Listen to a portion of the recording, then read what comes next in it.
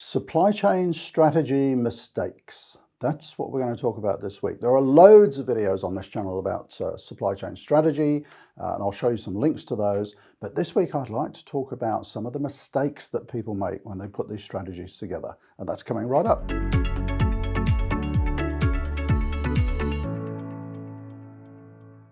So supply chain strategy is the topic this week, and as I mentioned, there's loads of videos about strategy on the channel. I'll put some links down below in the video description, but this week I'd like to talk about some of the mistakes that companies make. So where am I getting these ideas on supply chain strategy that I want to share with you? Well, if you weren't aware, my day job is running a management consulting company called Logistics Bureau.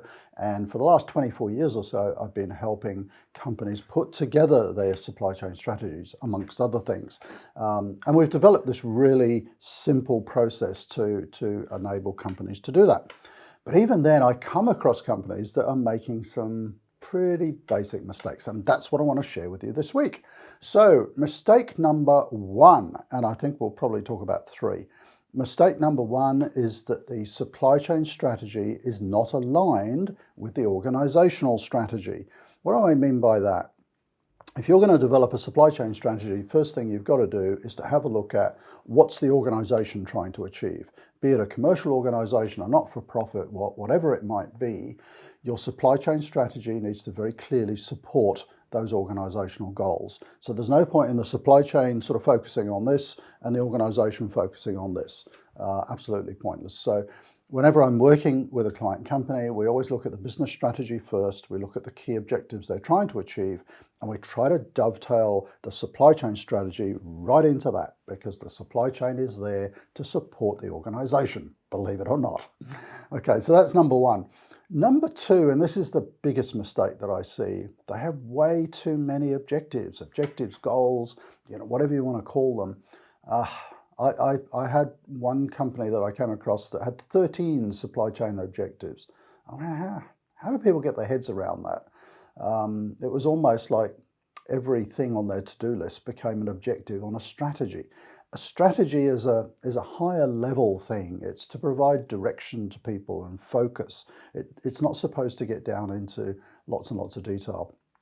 And in fact, I worked with a company earlier this year that really went over the top. They wanted way too many objectives on their strategy. They wanted way too many KPIs, and it just becomes confusing for the whole organization. So how many is the right number? I always like 3. But I recognize sometimes 3 isn't enough. And I'll give you a quick tip here. You want an objective based around cost. You want one based around service or availability. You might want one, so the third is kind of an optional one. You might want one around sort of quality of service or product, something like that, maybe growth. A fourth one, and I can generally get away with 4 when I'm doing this with client organizations. The fourth one will very often then be safety.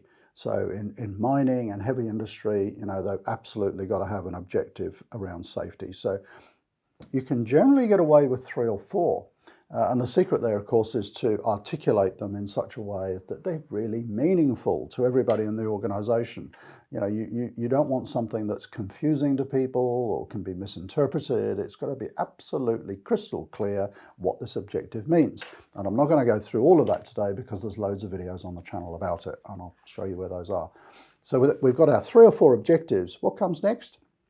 We have some key enablers. And remember, we do this from the top down, not the bottom up. The next thing is enablers, and you generally want maybe 3 for each objective. So we might have 9 enablers. And what are they? They're things about, people and process and systems. So it might be we need to have a really good S&OP process. It might be that we need to improve our warehousing productivity. So these are enablers to help us achieve those objectives. And then what comes last, you remember? Number 3 is the KPIs. And we don't need dozens of KPIs. Let's say we've got 3 objectives, 3 enablers each. That's 9 enablers. I reckon 9 KPIs, 1 for each enabler. So to kind of minimize all of this, to just get 3 objectives, 3 enablers each, and 3 KPIs each, it takes a bit of effort. It takes a lot of thought to actually get that right. The easiest thing in the world is to say, we'll have these 10 objectives, we'll have these 28 KPIs. That's being lazy, I'm sorry. With a little bit of thought, you can actually get it very focused. You can minimize the number of objectives and so on, and you can minimize the confusion. That's the key thing. If you've only got 3 or 4, it's a lot easier for people to understand. It just takes a bit more effort to be able to articulate them in such a way that they are the right ones and that they cover all the bases. So there we go. Just a quick video this week. The main mistakes that people make when they're putting a supply chain strategy together: too many objectives, too many enablers, too many KPIs. Keep it simple, focused, so that everybody can understand.